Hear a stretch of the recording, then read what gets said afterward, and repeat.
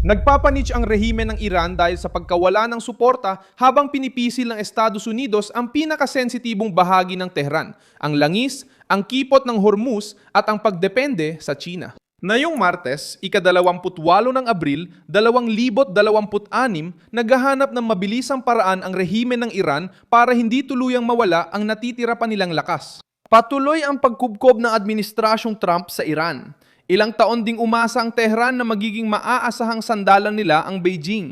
Ipinahayag ng rehimen ng Iran sa mga mamamayan na ang Sina ang kinabukasan, malaking mamimili at panangga laban sa mga sanksyon.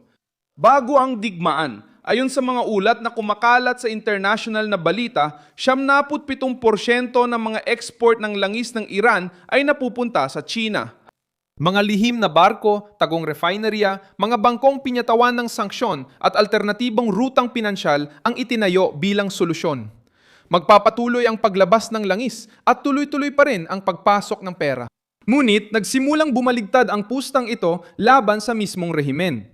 Bumibili ang China ng langis sa Iran, pero hindi lang dito umaasa ang China. Kailangan ng Beijing na bukas ang kipot ng Hormuz para mapanatili ang daloy ng enerhiya mula sa iba't ibang bansa sa Gulpo tulad ng Saudi Arabia, Qatar, Kuwait at Bahrain. Dahil dito, iginiit ni Xi Jinping na mapanatili ang pagdaan ng mga barko sa Hormuz. Ayon sa kanya, ito ay para sa interes ng reyon at ng mundo. Para sa Tehran, malakas itong mensahe. Gusto ng China ng katatagan, hindi ng permanenteng krisis na nilika ng mga ayatollah. Diyan lumalabas ang matinding pagkakabukod. Ikukwento ko lahat ng yan kaya siguraduhin nakasubscribe ka sa channel para well-informed ka. Hiyaw time na impormasyon, mataas ang kalidad ng pamamahayag. Sa kredibilidad, Milson Alves. Ginamit ng Iran ang Hormuz para pilitin ang mundo, pero naapektuhan din nila ang sarili nilang mamimili. Kapag iniiwasan ng mga barko ang reyon, tumataas ang presyo ng langis, nagmamahal ang gas, lumalaki ang gasto sa plastik, apektado ang transportasyon at sinusuri ng China ang pagkalugi nila. Bagamat maaring batikusin ng Beijing ang Washington sa publiko, ayaw nitong isapanganibang ekonomiya nito para iligtas ang rehimeng Iranian. Dumating na ang presyon sa ekonomiya ng China. Ayon sa mga ulat, bumaba ang benta ng kotse, bumagal ang produksyon ng pabrika at nagsasara ang mga pagawaan ng laruan dahil sa pagtaas ng gasto sa enerhiya at plastik. Noong Abril, ipinakita ng mga inilabas na datos na bumaba ng 26% ang benta ng mga kotse sa unang 19 na araw ng buwan at 27% naman ang ibinaba ng produksyon ng mga sasakyan sa unang 2 linggo. Binababago ng ganitong datos ang kalkulasyon ng politika ng Beijing dahil pinapakitang malapit na ang krisis sa Hormuz. Para sa Tehran, seryoso ang babala. Kapag naapektuhan ng industriya ng China, nababawasan ang pasensya ng Beijing. Hindi na kayang ipakita ng Iran ang krisis bilang tagumpay. Kung nagiging hindi matatag ang Hormuz, kung nababawasan ang galaw ng mga barko at tumataas ang presyo ng enerhiya, ang rehimen ay nakikita na bilang problema, kahit ng mga dating kumikita sa pagbili ng diskwentong langis mula sa Iran. Kasabay nito, iniipit ng Estados Unidos ang pinakamahinang bahagi ng Republikang Islamiko at tuloy ang presyon mula Washington.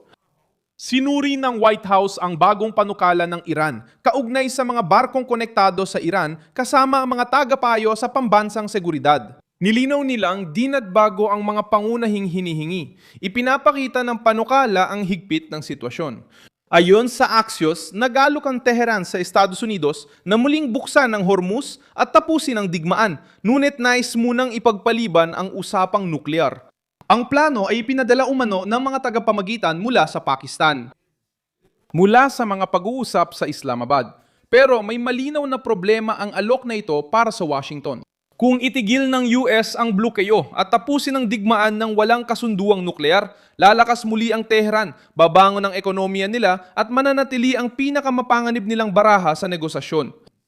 Gusto ng rehimen na lutasin agad ang blokeyo dahil ramdam agad ang sakit, habang nais ng Washington gamitin ito para makuha ang mas malaking konsesyon. Apektado rin ang presyon ng lohistika ng langis ng Iran. Ayon sa balita, ginagamit ng Tehran ang lumang barko bilang imbakan at sinusubukang magpatagal gamit ang mga lumang tangke dahil ayaw nilang patayin ang kanilang oil field. Mahalaga ito. Hindi parang gripo ang oil field na basta nabubuksan o naisara. Maaring magdulot ng teknikal na pinsala, pagkawala ng kapasidad at pangmatagalang pagkalugi ang paghinto ng produksyon. Eksaktong ginamit ni Trump ang puntong ito nang sabihin niyang kaunting panahon na lang ang natitira sa Iran bago ito humarap sa matinding krisis sa kanilang mga sistema ng produksyon. Pinatitibay ng pahayag ang estratehiya ng Amerika, panatilihin ang presyon hanggang magbigay daan ang Teheran. Kung walang mga barko, walang espasyo sa imbakan at naipit ang langis, nawawalan ng pera, oras at galaw ang rehimen. Maging ang merkado ay nagiging balisa. Kahit nag-alok ang Iran na muling buksan ang Hormuz, tumaas pa rin ang presyo ng langis na nagpapakitang hindi ito agad na solusyon ayon sa mga mamumuhunan.